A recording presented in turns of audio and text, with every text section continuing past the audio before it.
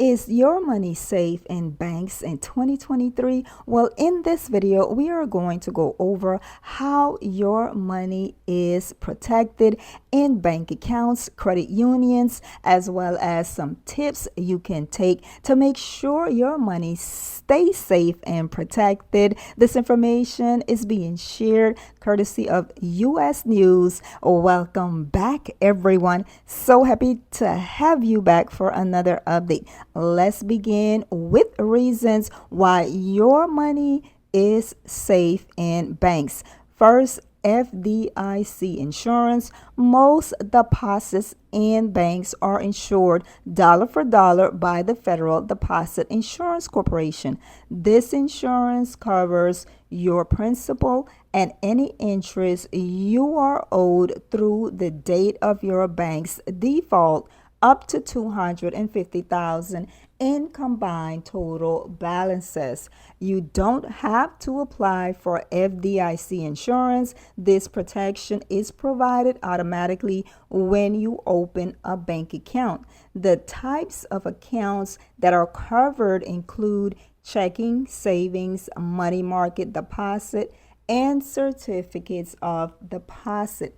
To find out if your bank is FDIC insured, you can contact the bank and ask directly, or you can look for an FDIC sign at the bank premises. You can also call the FDIC at 877-275-3342, or you can also look up the bank in the FDIC Bank Find directory.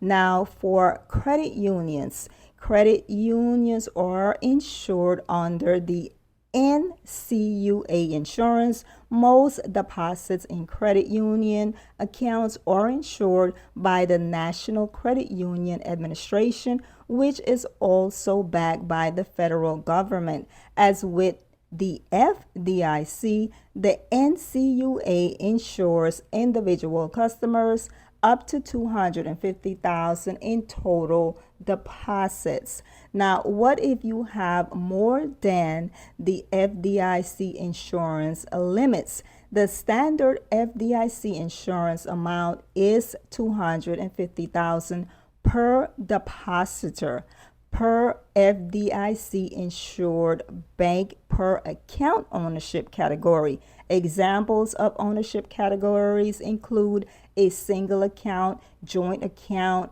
trust account, or corporate account. You can have more than $250,000 of insured deposits at one bank if your accounts have different ownership categories. If your deposits in one ownership category exceeds $250,000 and you want to ensure that all of your funds are covered by federal insurance, you could open accounts at more than one bank. Now, you also have a role in protecting your money. Though you don't face any losses from a robber physically stealing cash from your bank account, you do need to protect yourself from thieves trying to get at your funds, like the money in your checking account via debit card fraud. Debit card transactions usually go through checking accounts, so they are more vulnerable, especially when your debit card is stolen.